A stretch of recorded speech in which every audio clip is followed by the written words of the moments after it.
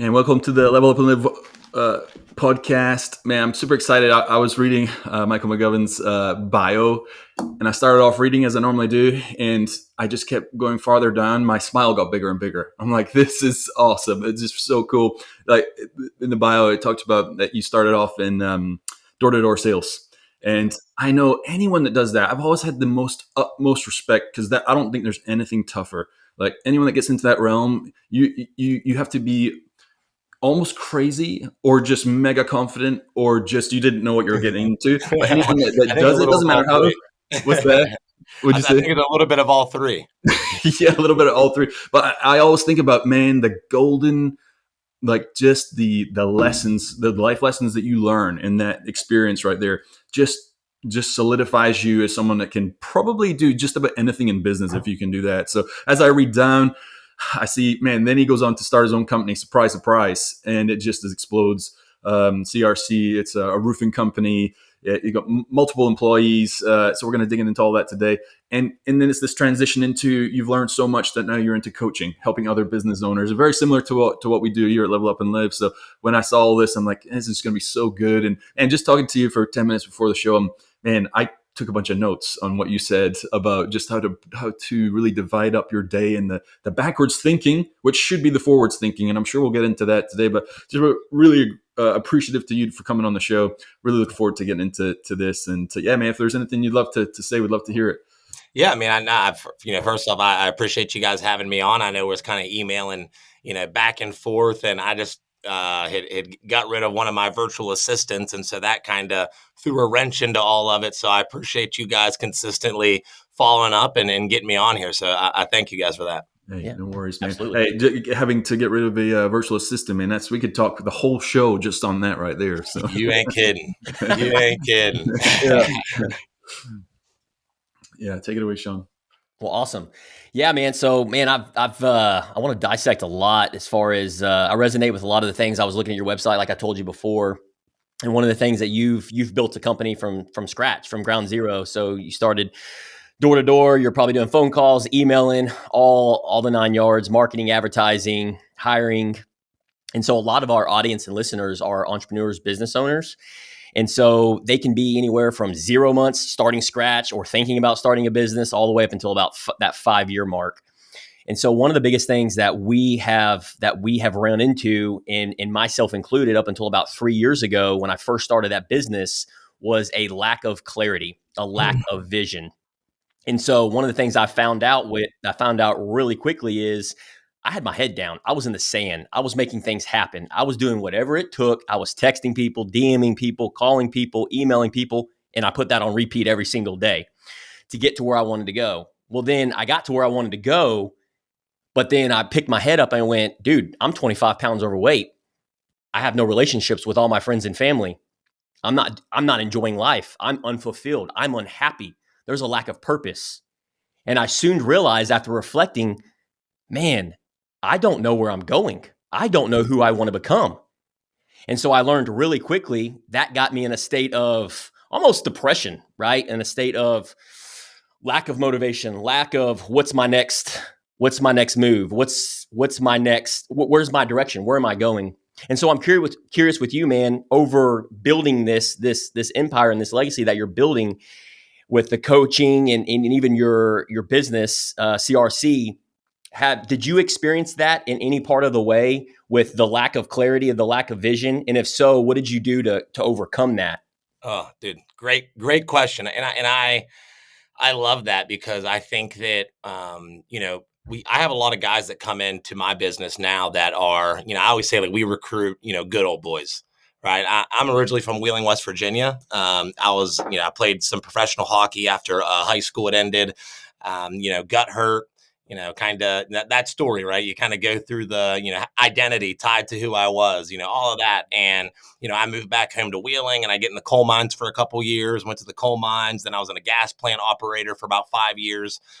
Finally, like, just hit the peak, right? And it was like, something's got to give one way or another, man. It was like, I remember getting off work, driving home, and it's like, midnights, and it just I was a shell of who I was, and everything in me. There was times where I'm just like, I just want to drive this truck over a hill. I'm like, I feel like I let me down, I let my family down, like just nothing was going the way that I planned, right? And so I make this, kind of leap and jump in and come to Columbus and start into all these things. And, I share all that because, I say that I recruit good old boys. Like I look for guys that kind of match that same demeanor, right? Because I'm like, if these guys can, know how to work, that's the hardest part, right? In today's society, it's like someone to work 8, 10, 12 hours. It's like, there's a lot of entitlement. There's a lot of this, it feels like it should be easier than it is maybe.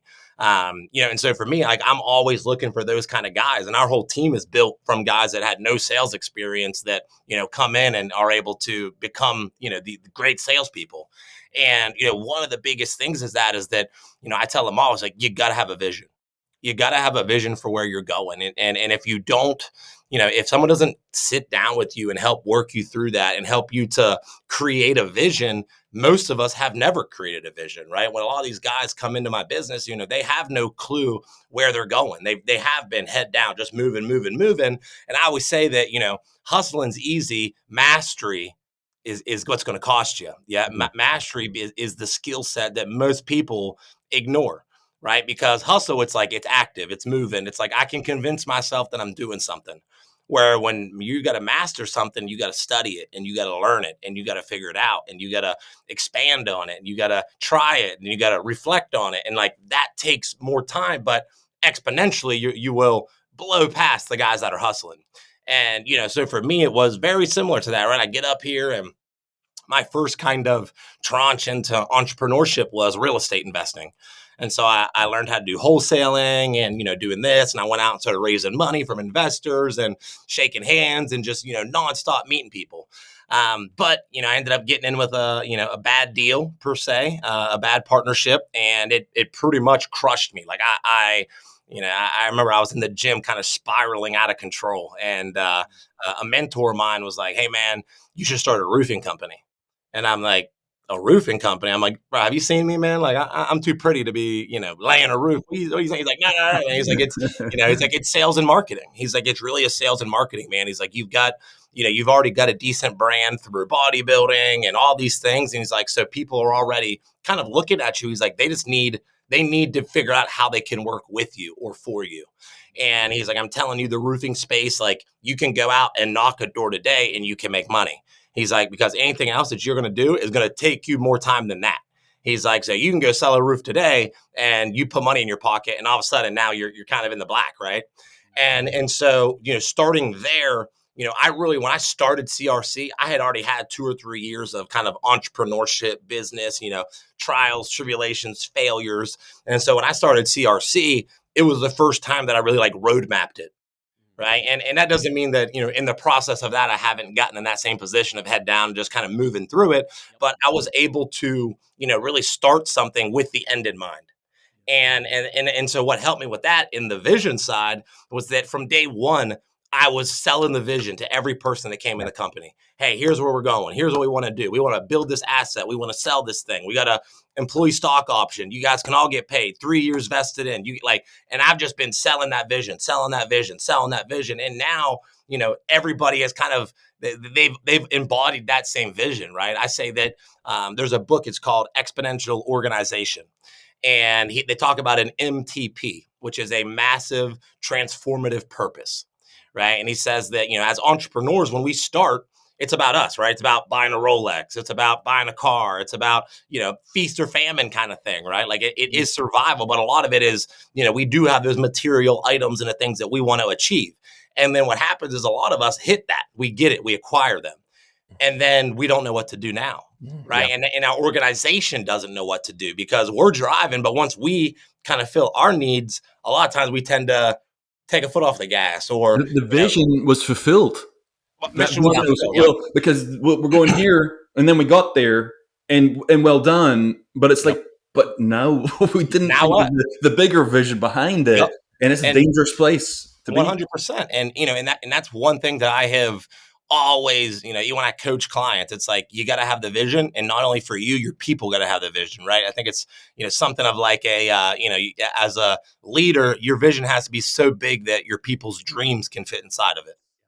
Right. And so that was something for me that I've always kind of, approached it as. And so I have a nonprofit that we do roofs for foster families. It's called Foster the Future. Right. And so what, big vision goal is to do a roof in all 50 states for a foster family. And, that mission, that goal, my people have been able to tie onto that too, where it's like, yeah, CRC is the vehicle. Yeah, that's what makes us the money. But what are we doing with that, right? What do we do with that impact? What do we do with that income? What are we doing with that influence, right? The purpose behind why are we doing this? Because at the end of the day, everybody wants to feel significant.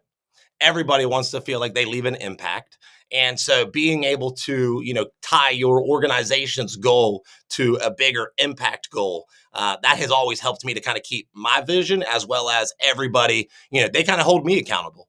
Right. If I'm not getting out there and meeting people and speaking at events and doing the things to expand, they're kind of like, what are we doing, Mike? Where are we going? What's next? Right. And so I think a big piece to that is keeping that vision, but making sure that your people, know that same vision, and they can see where they fit into that Yeah. picture too. Yeah.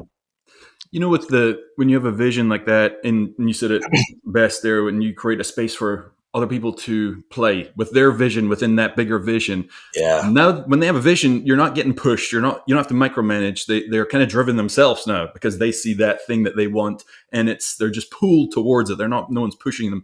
So I when it love comes that. to on the management side, how have you found that correlate where you don't have to? I'm assuming you don't.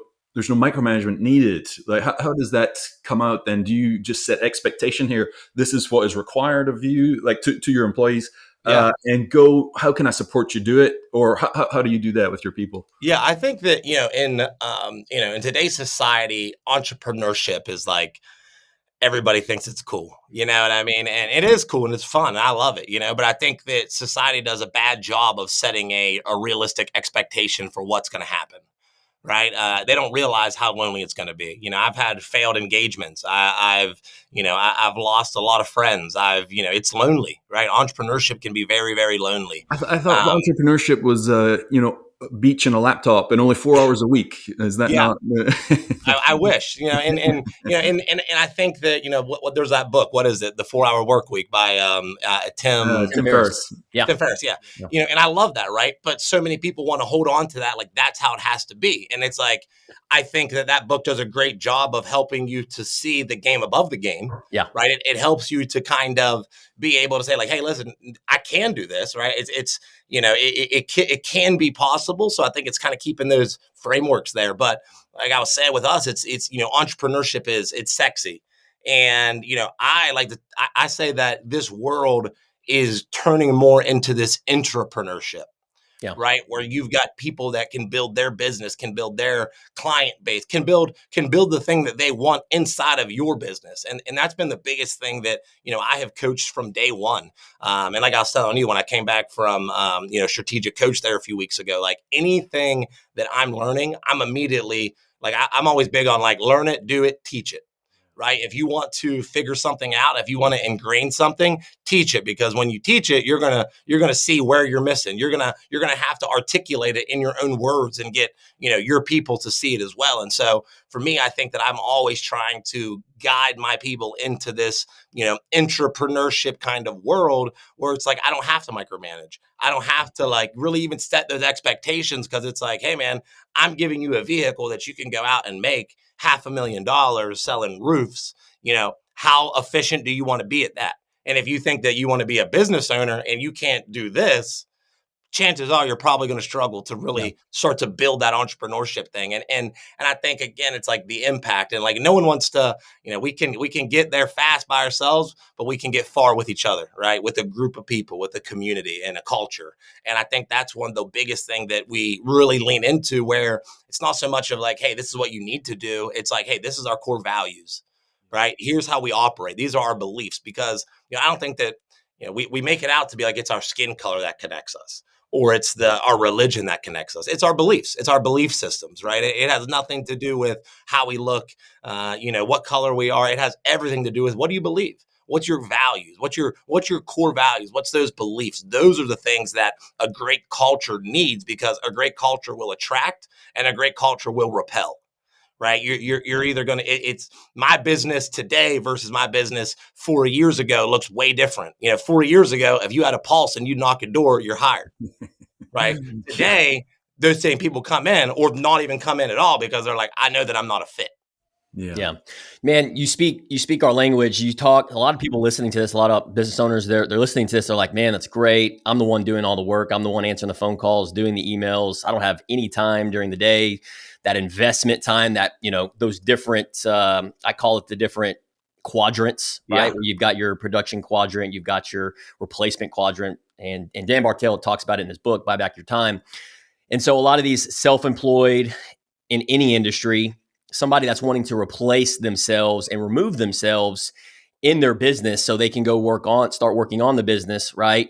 That entrepreneur journey, that entrepreneur spirit. And I think a lot of times that business owners, and myself included over the years, I've really had to learn this, is we are in the game for the most part. I consider myself, I'm in the game of recruiting. Right. And what I mean by that is, if I'm building a business, Level Up and Live, I've had a landscape company that I've built from 0 customers and sold for 6 digits. I have an insurance brokerage. And so I'm looking at things 30,000 feet above, and I'm continuously working on myself. But I've realized, dude, I'm in the recruiting business. Yeah. Like I'm in the like building leaders, entrepreneurs within these companies, within these businesses. And so I'm curious with you, man. It seems like you've done a phenomenal job over the years in what you've built, right? I don't know how many exactly employees / contractors that you have working with you, if you've had a right hand man. But man, what are some tips, or what are some action steps to recruit, to bring in these A players, or even B and C players? Because my old philosophy has been, I'm going to bring in B and C players, but I'm going to teach them the systems and processes. I'm going to maximize them, take them from C to B, right? Because I can get them inexpensive, because A players are expensive. Yep. You and Heinemeyers are expensive. Yep. Right. And so, but I'm curious with you, man, what are some tips? What are some action steps to recruit, for building a business? Yeah, no, that's a great question, man. And so I have, like we were kind of talking about the coaching group, right? So I have the Reckless group, which is my coaching consulting, and part of that is, I have a ebook or a document that it's called like the Reckless Playbook, right? And the first R, each letter is kind of broken down into the steps that I believe that you need to kind of go through to to do the same thing. And so R is recruit. Right. And it goes from recruit to educate, right? And then to culture, right? And so you're kind of walking them through. And then K is keep, right? So it's like, how do you keep these players? Because I think, especially like you said, in a landscaping or a business like ours, it's really, a lot of us feel that if we give our people too much, that they're going to go do it.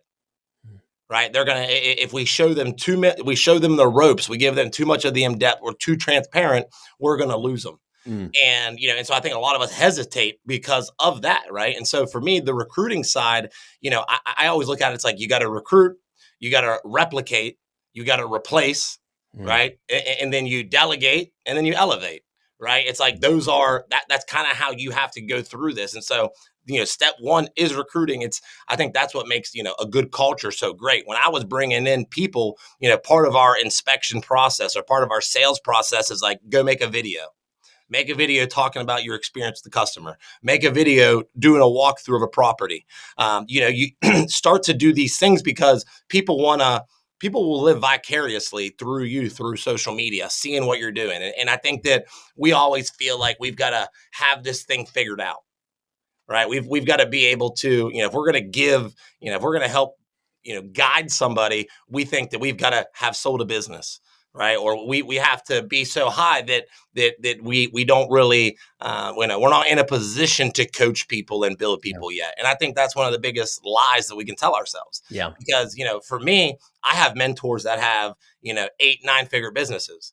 I have mentors that have 6-figure businesses. I have mentors that have 7-figure businesses. Right. And it's like, I have learned that for me, it's hard to relate to the guy that has the $500 million company. Right. Because he's forgot more about running a $12 million company than he does with the 500, right? And so I tell the guys, like, you're only a playbook, you're only a page ahead, right? There's somebody out there that you're a page ahead of, and they can relate to you. They can't relate to the guy that has the Urus and the Rolls and the McLaren. Like, it's hard to relate to that guy because you're like, I'm still driving this clunky Honda Civic.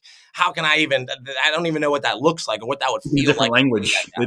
It's a You different can't, language, you right? can't understand what they're saying because 100%. they haven't earned what they're hearing. 100%. And so I think that's a big piece of it is like, I tell our guys, like, put your story out there, man. Talk about what you've done. Talk about where you've come from. Talk about where you're going. Talk about the things that you had to overcome in order to get to where you're at. And like, that's phase one of recruiting because it's relatability, right? People start to relate to you because of what you're saying. And they're like, well, wait a second. If he can do it, maybe I can too. And so I think that's a huge, huge piece to it is like, I made sure to tell my story. Right. And I tell young entrepreneurs, come up with your elevator pitch, right? What do you do? Who do you serve? Where are you going? What have you been through? Right. If you don't have your origin story down pat to the point where at any moment you can let this thing rip, then you're not ready. Right. And so it's like, and you can only get ready by reps. Right. And so it's just constantly do it. Like I would before business meetings, I would, record myself into my phone, and then I would listen to it, and then I would write it down, and then I would have a mentor tell me some things, and I would record that, and then I would write that down, and it would just like I was just doing everything that I could to consume as much of the knowledge from these guys that are ahead of me, so that I could turn around and then go teach it to the guys behind me. What was driving all that? Because it takes that. It doesn't sound like much to write it down and to record it. It's like, well, anyone could do that, but no one does that. Like, it's such a small thing, but it's like you said, it's the reps. It's those little reps over and over and over again. And I think most people bail. They're like, oh, I'm just tired. I'm not going to skip that one today, or I'm not going to do that at all, or they've never done it, and so they don't, or I don't think that's even going to work. Like, what was driving you? Like those things in your head that just the little conversations that I feel like people aren't doing that. If they heard, oh, that's what he was doing, maybe I could do that too. Like, what were you saying to yourself? But the vision's obviously involved, but Yeah. what's that Yeah. day I to mean, day? I think that, I think that we always want to, we're always looking for the thing of like, oh, that's what I needed to know. Right. And, for me, it's like, dude, I wanted to be freaking wealthy. I wanted to have money. I wanted, you know what I mean? As much as it's about the impact and all this stuff, at the same time, it's like, dude, I'm tired of being broke. All right. I'm tired of living paycheck to paycheck. I'm tired of not even having enough, there's too much month at the end of the money. Right. And it was, I really, for me, it was that. It was just like this, like, dude, I have always had the vision for myself, knowing that I could do something great. Right. Like, even when hockey ended, when I was playing that, it was like I always had this delusional belief. Even when I was, in a coal mine, I wanted to have a podcast. Even when I was in a coal mine, I wanted to be speaking on stages. And, it was like you have to have such a delusional belief in yourself that, like, if you're not doing those things, then you're lying to yourself. Right. And that's the biggest part, is being so reflective of like, do I really want the things that I say I want? And am I actually willing to do everything it takes to achieve them? Yeah, right Mm. there. I was going to ask. You said it earlier. You were in the coal mines and you were driving home and you weren't happy. Like you even said it, and that, man, like I could have just drove this truck over the edge, and that's a normal human thought to have. Like, it doesn't mean you follow through on that, but it's like, this is where I'm at. Then you said from there you drove to Columbus. What was the straw that broke the camel's back for you? Like, because you're having these thoughts in the coal mine. It's like you were building up to this moment. Like, what was the do it moment? Yeah, I mean, I always say it's like a God thing, right? It was like it was a divine, just kind of. So I felt that something was just like instilled, on my heart, and it was like I wasn't happy. It's funny the way that it went down, because me and a couple friends actually just went to Columbus to go to a Ohio State football game. And I always say, like, I remember walking out of the bar that night, and, all my friends, we're all, tuned up and this and that. And it was like this moment of clarity. And I like kind of like looking up at the nationwide sign, and, and I'm just like, man, there's something about this. It's legitimately calling me. Like, I don't know what it is. I can't explain it. And, I remember trying to tell my friends about it, right? Like, on the way home that next morning, I'm like, man, like, I think I want to come here, man. And they're like, oh yeah, Mike. Yeah, whatever, dude. We've heard you say it before. right? But something was different that time, and I just started like on the way home. I'm going through Indeed trying to find a door to like trying to find anything. I'm like, I just need to find a job up here, find something that's going to get me here. And eventually, I was able to find my first door to door gig, and they always make the Indeed ads. They juice them up more than They they have might to. be, Yeah, they right? got to. Yeah, they got me. And so, I remember I drove up to Columbus and I interviewed for this job. And, the guy tells me, he's like, hey, man, listen, like, we'll hire anybody. Like, to be honest with you, man, like, if you can figure out how to get here, like, you do need an address that's a Columbus address for us to, like, hire you. He's like, but if you can figure out how to get here, man, like, you got a job. And, and that was all I needed at that point. It was like, because I kept saying, oh, when the timing's right. Right? I kept saying like when I got this much money saved up and I'm at this point, then I'm gonna do it. Mm. And I didn't, and I didn't, and I didn't. And then it was like this opportunity came and it was like jump or don't jump. And I've always felt that for me, it's like every time I've ever jumped, I've always ended up better on the other side, even if it took some time to get through the hard shit. I ended up better as a better human being, a better person, a better leader, but just a better man on the other side of pushing myself and actually achieving that. There's something powerful when when you do the thing you say you're going to do. Because Yes. so often I always say I think people are more scared of success than they are failure. Yeah. Right? Because Speak to that. all failed. We've all failed. We failed 100. We're used to failure, right? If I say I'm going to do something and I don't do it, that's probably a normal feeling for me, right? But like, what happens when I say I want to do something and I do it? Well, now who am I? Who have I become? What do I have going on around me? What happens when I do get a 6-figure check from selling a business or a 7-figure check from selling a business? Right now, what do I do? And I think that a lot of it's the self-sabotage that we actually, I lean back into like the hero's journey, right? It's like we all think that we have to have this hero's journey to be successful, right? It's like, oh, for me to be successful, I have to get it, I got to lose it, I gotta, I gotta barely get by, I gotta go through all these struggles in order to achieve that thing. And it's like, maybe, I'm not saying that you're not gonna. I think we go through those things because we have to, but how much of it is that we're looking for the things that's going to hold us back because we think that we have to be held back in order to move forward? Yeah, I read that recently, man. I wrote down in my notes. There's 3 things. It was, business owners and entrepreneurs, they get to a place, they start the business for whatever reason it is, because they retire, they got terminated. Like myself, I got terminated multiple times. And then I started the business. So I didn't have a mentor. I didn't have a guide. I just went to work, right? And that's what I had.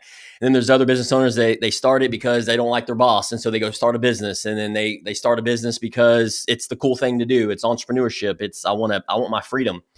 But they soon realize, without guidance, without mentorship, without direction, in 12, 18, 24 months, they learn really quickly. And what ends up happening is 3 things. 1, they stall. 2, they self-sabotage, like you said. Or 3, they sell it or they give it away, Yep. right? Because they're sick and tired of being sick and tired. And they get fatigued. They get exhausted. Mentally fortitude. All these things start happening, right? Over a time span. And you'd mentioned mentor earlier in the episode, and mentorship and coaching. And so I'm curious, it sounds like, I could be paraphrasing here, but correct me if I'm wrong, that mentor changed your life, changed the trajectory and the transformation of where you are today, right? Whether it was mindset, whether it was believing in you, Yep. right? And that's what mentors and coaches do. So my question is, how important, it's a 2-part question. Do you think you'd be sitting here today if he didn't have that conversation with you, if he didn't believe in you? And then how did you get into coaching after building CRC and where you are today?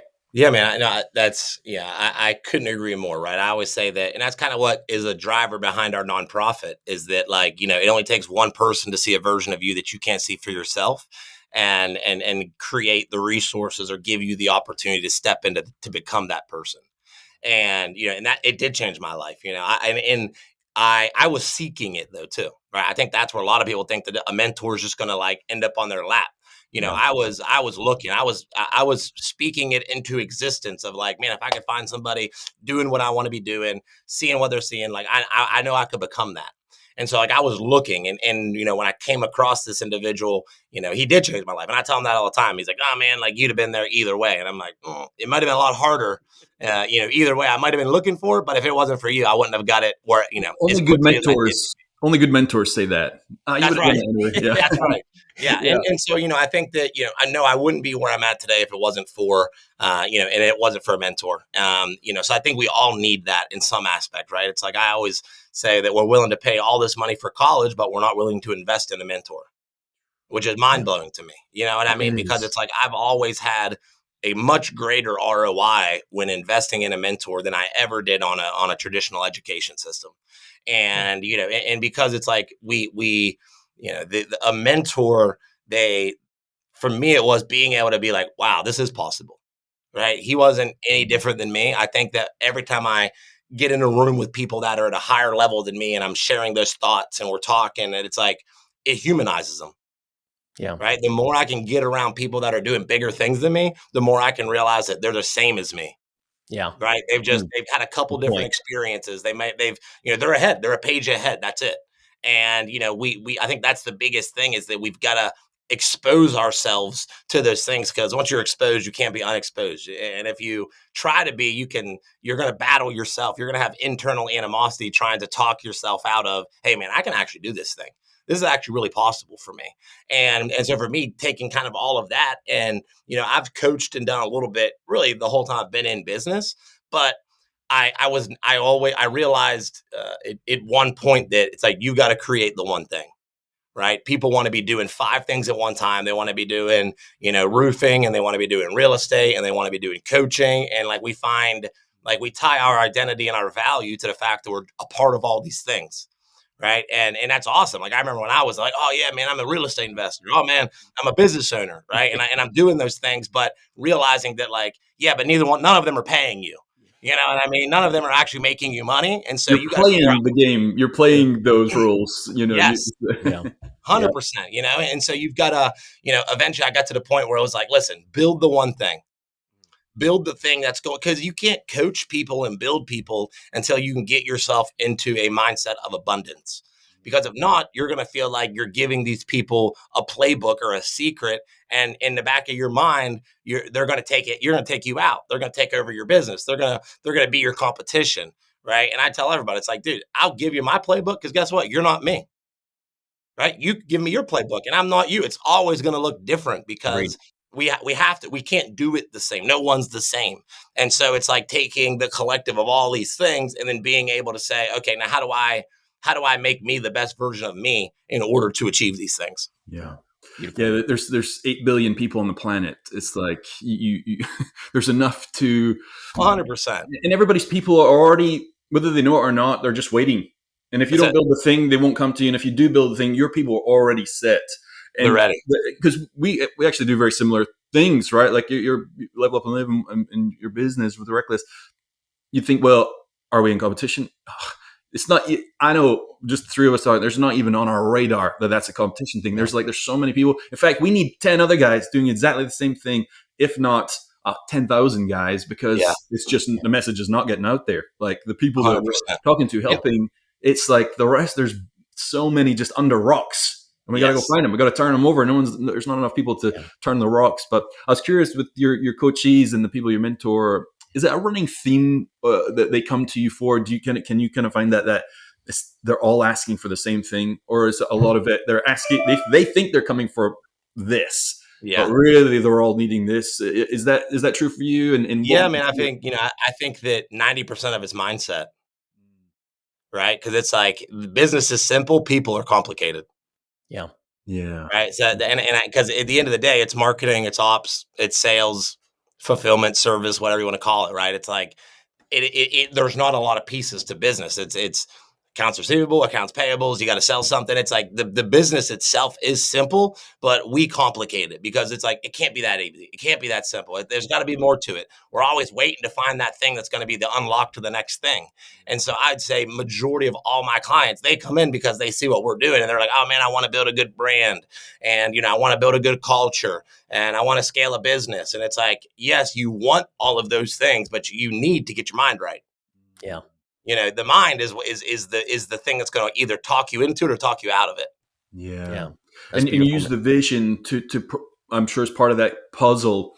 Oh yeah. And then from there, what do you do with that mindset? Like those ones that are blocked, like how do you release them? Because it's kind of that moment when they're like, they hadn't gone there before. It's like a rut that they have not. They've been going down these ruts, and they have to create new ones. And then it's this beautiful place. Like, well, how do you get them to like pull out of that other Yeah. mindset? Well, and I think it's, everyone's always thinking like, oh man, like it's discipline, right? It's like, I gotta be, it's like, dude, right now you are 100% disciplined to the life that you live.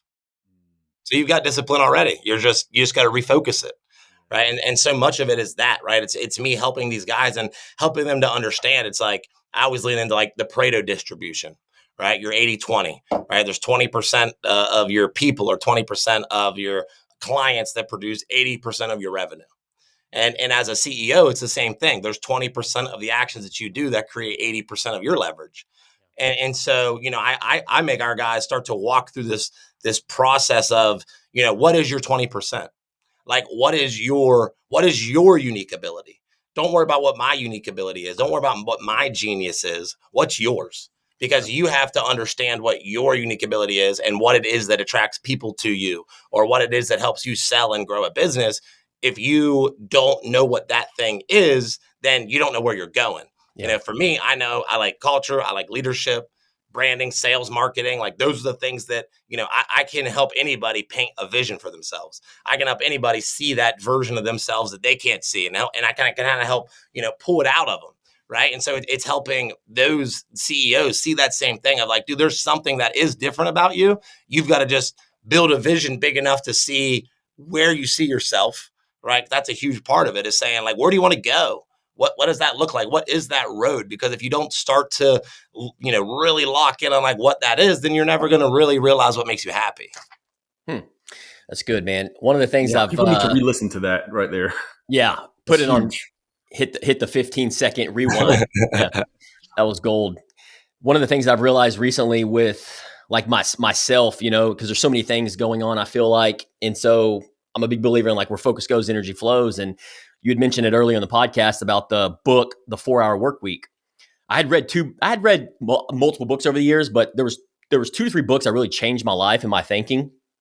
And it was Rich Dad, Poor Dad, and the 4-Hour Work Week, right? Because I'd always wanted an asset paying for the liability. And so it's like you said earlier, it's like, okay, cool, you got here. Now what? Right. And so I've really had to go to work on that in the last few years. And now I'm in a place where, okay, cool. I put all this work. I've asked thousands of questions. Now I know what I need to do. I need to coach. I need to mentor. I need to empower my employees. I need to empower, the people around me. And that's what I enjoy doing. That's how I show up. All at the same time, taking care of my energy, taking care of my vitality, making sure I'm, showing up the best version of myself, being 1% better than I was yesterday. But here recently, Michael, what I've learned too is, well, what is my field of interest? What is that one field of interest? Not what you said, marketing, advertising, sales, because that was my mindset. I was like, oh, I gotta do all these things, right? But what is that one thing? And mine here recently, it's like come to fruition, visualization and manifestation, leadership. I absolutely love building leaders. Yeah. Right. And I've told you in this, people may outwork me in all these other areas of life, but there's not one area of life that you will not outwork me when it comes to developing my best version of myself, right? Because I can only control that. I can only control what I do, my faith, my spirituality, and all these areas of life. I will pay that forward in building leadership. And it's a part of my value. And so I'm excited to share that because I'm curious with you, man, like with you, what is that one area of that field of that area of leadership, sales, marketing, branding, storytelling? What is that one area that you feel like you're at right now that you're focusing it on?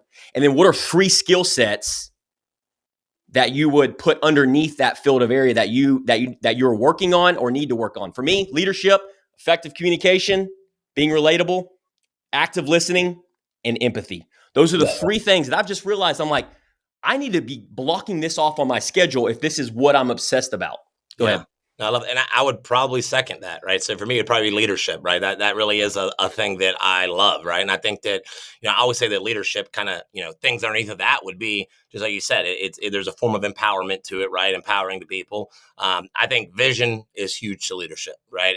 As a leader, you've got to have the vision for yourself, got to have the vision for your people. The other is awareness. I think that, leadership is like the highest form of awareness. Like, what is my skill sets? What are my attributes? What are my people's attributes, right? Because too often we want to, especially like I've gone through this in my business where, I get frustrated if my people aren't doing their jobs, and then I'll step in and I'll do it. Right. And, and I had a mentor tell me, he's like, man, like the best thing that you can do for the business is get the hell out of it. Get away from it. Get away. Like, because if not, we started it with our ideas. We built the brand, we built the culture, we built all these things, but then we expect people to feel empowered to run our playbook. Yeah. Yeah. Right. And so it's like, we have to, the way that we empower them is being able to say, hey, I don't care if this breaks. Hey, I don't mind if we lose some money on this, because at the end of the day, leadership, right? We have to empower people to steer their own ship. Right. We've got to, and we quit it. We have to quit having them steer ours. Yeah. So I opened up my first business in 2015, and I was in the office, and I can tell you're probably a very strong driver, ambitious guy, type A person. Maybe not type A. I don't want to label you, but correct me if I'm wrong. Yes. But very let's go. Same guy, right? So I was in the office. The people that are on my team, that the entrepreneurs within my company, they are all completely opposite of me, dude. They're empathetic, harmony, but I had to delegate. I had to hire those individuals because I just didn't have that. Customer would call in, customer service would be like, pay your bill. Yeah. Right? Yeah. Whereas my team, they're like, oh, well, tell me what you're going through, Yeah. So, but I was in this environment. I was in this office, this 1,500 square foot office with up to 10 team members, and I was driving them crazy. Yeah. And so what you said is about removing yourself, dude. I had to leave the office, and this was over 3 years ago. Everything just exploded. Everything is better. Yeah. Right. 100%. Because I had to remove myself, and I learned so much from that. And then that's where the leadership comes in of, for us to be great leaders is then allowing them to, I say like, the best thing that you can do for somebody as a leader is help them to learn through their mistakes. Yes. Right. We look at what got us here. And if we had somebody that was, laying the hammer down on us every time we made a mistake, we wouldn't be where we're at. Yeah. But a lot of times we don't allow people to make those same mistakes because it's our business now. Right. And so I always say it's like a bowling alley. Right. It's like my goal is to help you hit those pins. Right. All I got to do is keep you from throwing a gutter ball. So like as a leader, you just got to be the rails. Yeah. Right. You got to be able to have an organization, have a structure that allows them to fail, that allows them to hit the boundaries, but not collapse the business. Mm-hmm. And I think that, that's a big piece to it, is being able to build that moat around the business to say, hey, listen, go fail, go try, go learn. Now come back to me and tell me what you need from me. Yeah. Yeah. I think that's the only way we try to run everything. It's the only way business can succeed, because the opposite of that, which is, I would say, I don't know what the statistic would be on this, but the vast majority, the opposite of that is, if you do this, then this is going to happen. Like, and so it's consequence based. So that stops any kind of innovation, any kind of risk taking on your people's part, which if you're an entrepreneur and they own it, well, if you own it, then you are willing to go out and do those things. But if you're not, then you're not going to do those things. So then the business won't grow. Everybody shells up. People start pointing fingers because they don't want to be in trouble. And it's game over. It's just cancerous, right? It's just a matter of time. And so it's very, it's the polar opposite. And you can't really be in the middle ground. It's either this or that. And if it's that, it can happen for 10, 20 years. People just pointing fingers for that long. But before you know it, that's why business disappeared.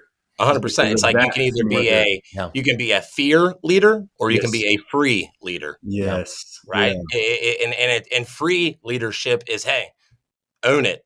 It's yours. How can I help you make it better? Not how can you make my stuff better? Not how can you follow my guidelines? It's like, no, what we've done to build us to get us here isn't going to get us there. And if I think that I can run an organization that has these many moving pieces and I can control every piece of it, I'm going to drive myself crazy. Yeah. You know what I mean? Because you're chasing, you're micromanaging. And so it's like that's where I look at it. It's like you can lead people with fear or you can lead people with freedom. And when you lead with freedom, you give them the opportunity to create the life that they want. Yeah, that's Mic beautiful, drop. man. We got to end it Yeah. there, bro. We got to end it there. Yeah, that was absolutely great, man. Awesome, Fantastic. Michael. Well, hey, man, we're wrapped for time. Dude, I've literally got like 5 mental other questions that I want to ask, and I know Ewan's got a ton. And Part 2. you're the type of guest and individual that me and Ewan could probably spend hours with, brother. But we're wrapping things up, man. We got 2 final questions for you. How can our audience and listeners support you, man? Where can we? So I have the Reckless CEO podcast. The recklessgroup.com. That's my coaching and mentorship group. If they're going to look on social media, the Reckless CEO. So that's my Instagram handle, and that's pretty much on every other platform. So those would be the best ways to find me or connect with me there. And then, I love to help, you know what I mean? So, never hesitate. If anyone has any questions or would like to learn more, reach out. Our team is incredible. And so, whether it's the coaching side or the roofing side, you don't have to worry about me missing anything. We'll definitely make sure to get a hold of you. Awesome.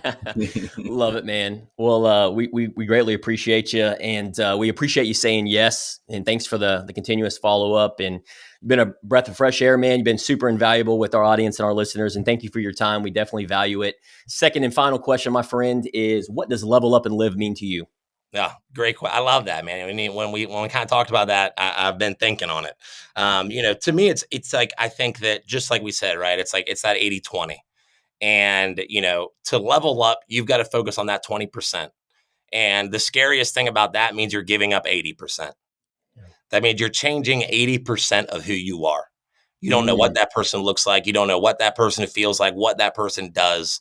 And so for me, it's hyper focusing on what's that 20% you that needs to be the 100% you. Right. And once you can lean into that and lock into that and reframe your mind, now you do live.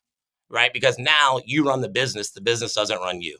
And until you can, do all these things that we've talked about today, right? Until you can, lead your people, empower your people, grow your people, you're never going to live that life that you want to live. You're going to be stuck running this life that you have to live. And so I think that's a big part to it is being able to, level up who you are in order to live. And there's just like 15 quotes I'm thinking for something we're going to take from that, man. You guys can use any of those. Don't worry about it. They're not copyrighted or trademarked. So you guys take them. Quotes, reels, clips. Man, I'm definitely going to be listening to this a couple times, man. It's Absolutely. It's been awesome. We always end the call with level up and live. So we greatly appreciate you. We greatly appreciate all of our listeners and audience out there. And so thanks, man. Level up and live. Thanks, Michael. Yes, sir. Thank you, guys. Thank you, man.